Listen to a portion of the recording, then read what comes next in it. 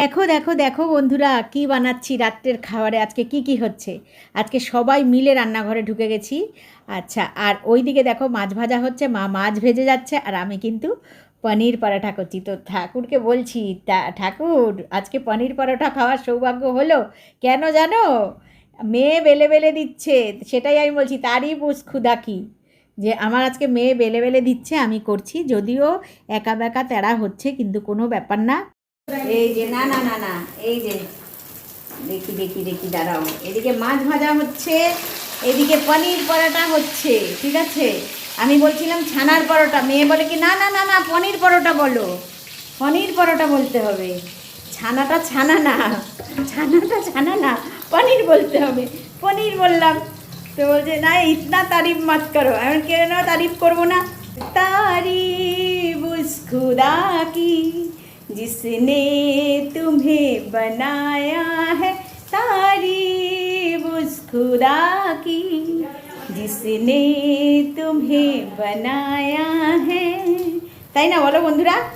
আর দেখো মেয়ে বেলে বেলে দিচ্ছে, দাঁড়াও ব্যাক ক্যামেরা করে একটু দেখাই।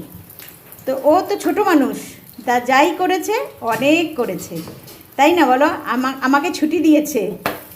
তো এই পরোটাটা দেখো, গান গাইতে গাইতে পরোটাটা বেশি লাল হয়ে গেছে।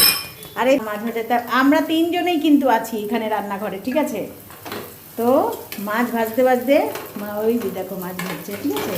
খাবার দেবে, ভাত খাবে ছেলে, আর আমরা সবাই পনির পরোটা। কে কে ভালোবাসো পনির পরোটা খেতে অবশ্যই কমেন্ট করে জানাও, আর চলে আসো ঝটাপট। এটা আবার কেমন পরোটা হয়েছে দেখো দেখো দেখো বন্ধুরা, দেখো দেখো দেখো, বলে দেখিও না মা, দেখিও না। না না দেখাবো, দেখালেই তুই ভালো করে করবি।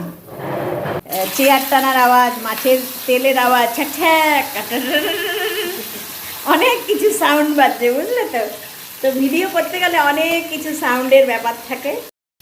তো বন্ধুরা চলো, এই যে পরোটা নামাচ্ছি, এই দেখো, আর ওদিকে মাছটা ভাজা হচ্ছে, ছেলে খাচ্ছে, ছেলেকে একটা দেওয়া হয়েছে। আর ওই দিকে দেখো লন্ড ভাণ্ড সব রয়েছে, এগুলো হতেই হয় রান্নাঘরে, এগুলো সব একেবারে একদম হয় না গুছানো গাছানো। চলো পরোটাটা ব্যাক ক্যামেরা করে দেখাই। এই যে দেখো বন্ধুরা, বেলার কারণে কিন্তু একটু ভেঙে গেছে, ওটা কোনো ব্যাপার না। আর এই ছোটো ছোটো টুকরোগুলো কিন্তু জানো তো ক্রিপসি হয়, এগুলো আমার খুব খেতে ভালো লাগে জানো। এতদিন তোমরা যারা আমার ভিডিও দেখো জানোই আমি একটু ক্রিপসি, একটু মচমচা জিনিস কিন্তু খুব ভালোবাসি।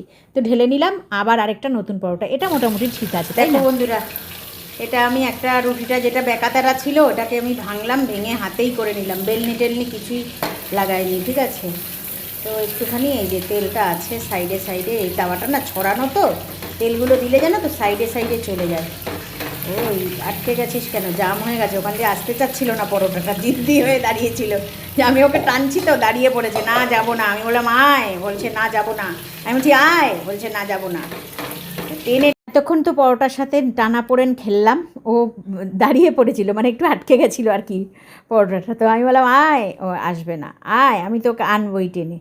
তো যাই হোক, এরকম করে একটু মজা করে করে পরোটাটা ভেজে ফেললাম, দেখো একদম একদম লাল লাল ক্রাঞ্চি ক্রাঞ্চি হয়ে গেছে। চলো বন্ধুরা, এবারে কিন্তু রাত্রের খাবার নিয়ে সবাই মিলে বসে পড়েছি একসাথে, ঠিক আছে। আর ওই যে গান গাইতে গাইতে যে পরোটাটা ভাজলাম সেটাই কিন্তু আমি নিয়ে বসেছি, একটু বেশি লাল লাল হয়ে গেছে, তা টক দইয়ের সাথে। যদিও বন্ধুরা রাত্রেবেলায় কিন্তু টক দই খাওয়াটা একেবারে ঠিক হবে না, কিন্তু তবুও মাঝে মাঝে খাওয়া যেতেই পারে। কারণ যদি আমরা কখনো কোথাও ঘুরতে যাই বা কোনো হোটেলে খাচ্ছি বা কোনো ধাবাতে খাচ্ছি, নিরামিষ কোনো হোটেলে, তখন কিন্তু টক দইটা দেয়, বা কোনো অনুষ্ঠান বাড়িতে খাই তখন কিন্তু দইটা আমরা ছাড়ি না, খেয়েই নিই। তো যাই হোক, এক দিন খেলে কিছু হয় না, তাই একটু চিনির সাথে একটু মিক্সড করে নিয়েছি। যাই হোক বন্ধুরা, খাওয়া দাওয়াটা সেরে নিই। তোমরা কে কে পনির পরোটা খেতে ভালোবাসো এরকম টক দইয়ের সাথে, অবশ্যই কমেন্টে জানিও। আর চলে আসো, একেবারে তাজা তাজা পনির পরোটা বানিয়ে সবাই মিলে একসাথে খাবো। তো টাটা বন্ধুরা, টাটা, গুড নাইট।